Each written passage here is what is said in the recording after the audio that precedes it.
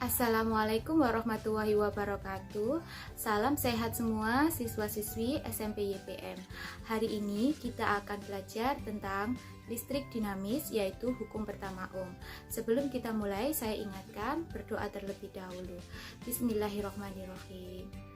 Tujuan pembelajaran kita hari ini yang pertama, kalian dapat menerapkan konsep rangkaian listrik dalam kehidupan sehari-hari melalui kegiatan pengamatan dengan benar. Yang kedua, kalian dapat menjelaskan pengertian arus listrik yang mengalir pada rangkaian listrik melalui pengamatan dengan benar.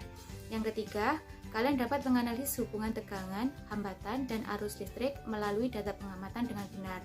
Dan yang terakhir, kalian dapat menyajikan rangkaian listrik dengan menerapkan hukum pertama Ohm. Perhatikan gambar berikut ini, yaitu sebuah rangkaian listrik di mana saklarnya belum dihubungkan. Akibatnya, arus listrik tidak dapat mengalir dalam rangkaian tersebut, sehingga lampu tidak menyala atau mati yang dinamakan sebagai rangkaian terbuka. Gambarnya seperti ini. Kemudian apabila saklar ditutup, arus dapat mengalir menyebabkan lampu menyala yang dinamakan sebagai rangkaian tertutup.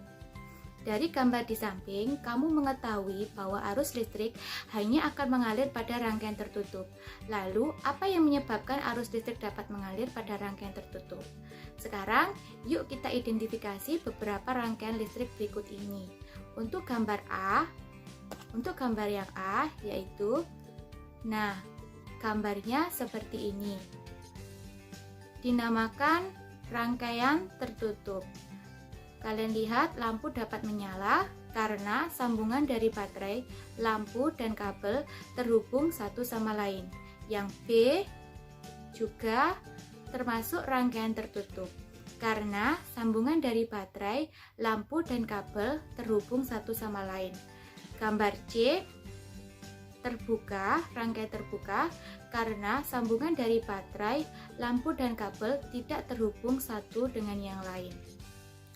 Untuk ilustrasi hukum pertama Ohm disajikan dua gambar, yaitu sungai yang pertama tanpa ranting pohon dan sungai yang kedua sungai dengan banyak ranting pohon. Jika arus sungai diibaratkan sebagai arus listrik dan ranting pohon diibaratkan sebagai hambatan rangkaian listrik.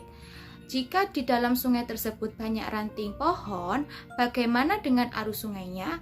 Untuk itu, Andi melakukan percobaan sederhana untuk menemukan hubungan hambatan, arus, dan tegangan.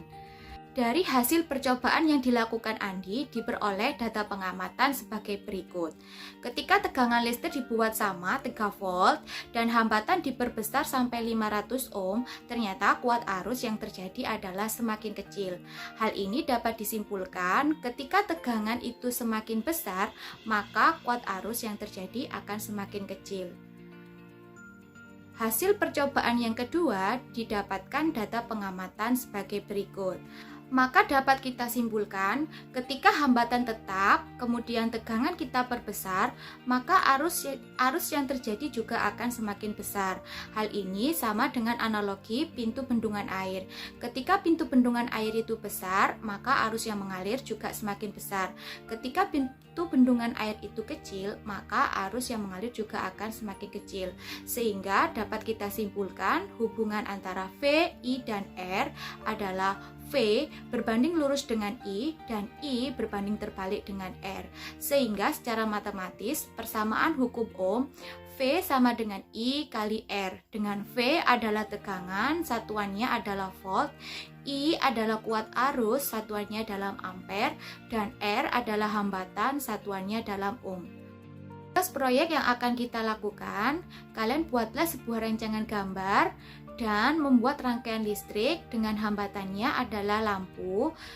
Buatlah sekreativitas mungkin. Sebagai contoh, seperti gambar saya, kemudian amati nyala lampunya, kemudian simpulkan. Kumpulkan pada guru kalian untuk diberikan penilaian. Demikian pembelajaran dari saya. Wassalamualaikum warahmatullahi wabarakatuh.